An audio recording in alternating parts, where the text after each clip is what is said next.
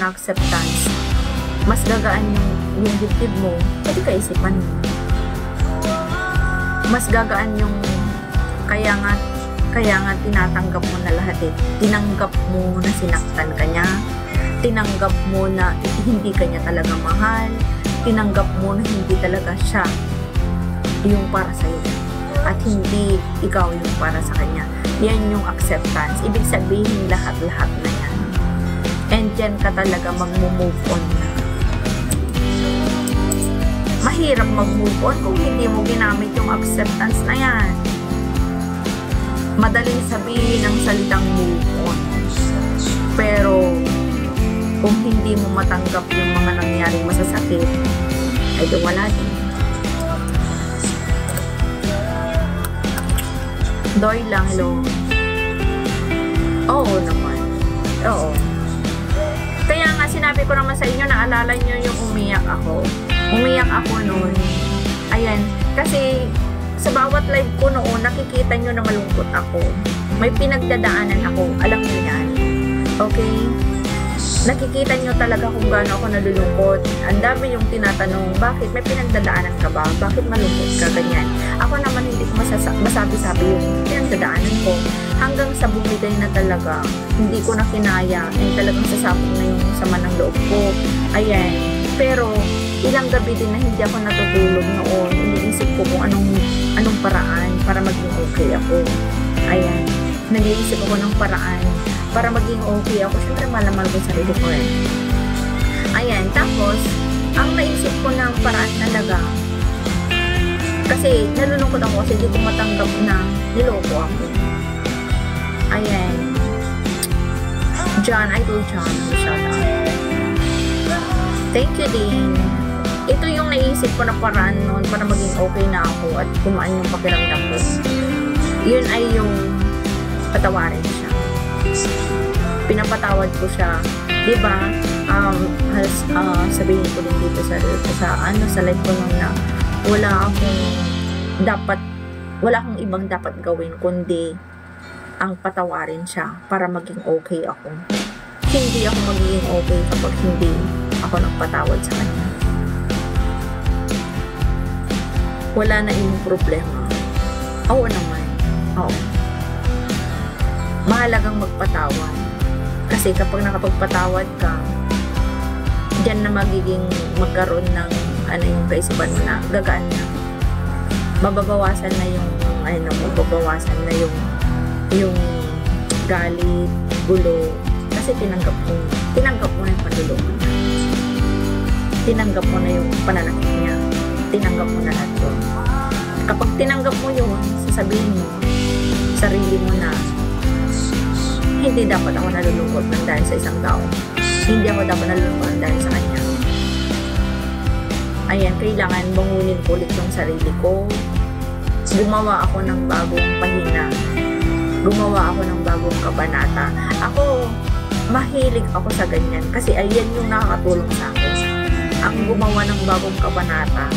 Ayan, kung yung last naging hindi okay, ayan, feeling ko malungkot lagi, kamalasan, ganyan, i-close ko yun. Then, bagong kabanata. Sa bagong kabanata na yun, kailangan mas maging matapang ako, mas malawak na yung kaisipan ko, mas kaya ko nang unawain. Hindi na pwedeng ibalik mo yung maling pagkakamali mo sa last na kabanata. Okay? Sa last na pahina. Kailangan bagong ikaw na yun. Pag may pagsubok sa buhay mo, ayan, may way na si Lord sa'yo. Yes. Filipino Saltinist. Kung darating ang panahon na lalapit siya sa akin na magpagbalikan, ayoko na. Kasi kapag pipilitin mo makipagbalikan, di parang binalik mo lang din yung sarili mo sa kalungkutan. Imbes na nakawala ka na sa kalungkutan, ibabalik mo ulit. Kaya nga ako, nung tinanong ako or pinaparamdam sa akin na gustong makipagbalikan, prinangka ko talaga. Prinangka ko siya noon yung ex ko. Sinabi ko, nakaya ko nang wala siya. And kahit sabihin ko na mahal ko siya, totoo naman na minahal ko siya, pero hindi naman pwedeng balikan ko siya dahil mahal ko siya. mas pipiliin ko ng sarili ko. Ayan, yun yung sinabi ko sa kanya. Mahal ko yung sarili ko. Ay, hindi ko hayaang saktan mo pa ako. Kahit sabihin pa niya na hindi na niya ulitin, hindi na niya gagawin, pero syempre sa akin, kahit sabihin niya yun, mas magiging magulo pa rin yung kaisipan ko kapag makipagbalikan ako sa kanya. Kakayanin mo yan para sa mga anak mo, tiwala lang sa Diyos. Yan, hindi kanya. Yes. Tama. Seloy.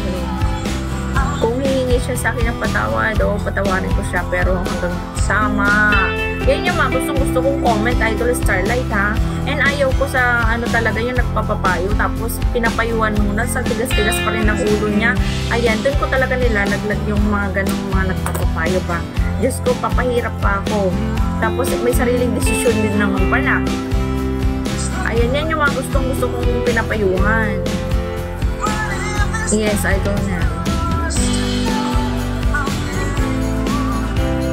Pangit ka nga nung kayo pa, pero now tayo. Sabi ko naman sa inyo, ayan, kung nung kayo pa, pangit ka, or walang taong pangit. Sabi, ayan, kung nung kayo pa, naging lusyang ka, ayan, tapos naghiwalay kayo, dyan mo ipakita, ayan, nagumanda ka, inalagaan mo yung sarili mo, pero hindi pwedeng magpaganda ka para makipagbalikan sa kanya. Okay? Magpaganda ka. Baguhin mo yung sarili mo, pero para sa'yo yun. Ayan, para sa'yo yun. Kailangan mo alagaan ng sarili mo. Kasi kapag nakita ka na niya, ayan, kapag nakita na niya na ikaw ay nagbago, sasabihin niya, ba't kaya ang first na niya? Ala, ba't kaya si Ann, nung kami hindi naman niya inaalagaan yung sarili niya, hindi naman siya ganyan kaganda, pero nung wala na kami, ba't kaya naging blooming na siya? Ba't bumata na yung tsura niya? Siyempre, ang isipin niya, ayan, ang isipin niya, mas okay na ako ngayon. Oo. Mas iisipin niya na okay. Siguro may nagpapasaya na sa kanya. Ganun yung huwag kang magpaganda para balikan ka niya. Huwag kang magpaganda para balikan mo siya. Magpaganda ka kasi nga, ipakita mo sa kanya na mas okay ka nung wala na siya. Wala nang stress. Kumbaga, iisipin niya na, stress kaya ako sa kanya noon. Ayan, lulusyang na ulit. Naku, this year, hayaan ko maging lusyang ako, ha? Kasi talagang magiging busy ako sa aking kumikitang pangkabuhay. Oo, hindi na ako, ayokong magastos talaga, kahit na gusto ko din magpa-manicure, pedicure ba? Ayan, pero nasasayangan talaga ako. Umiral yung pagiging kuripot, no? Oo. Umiral talaga yung pagiging kuripot ko. Kapag inisip ko na, kapag may nadaanan akong salon, tapos titignan ko yung kuko ko. Naku,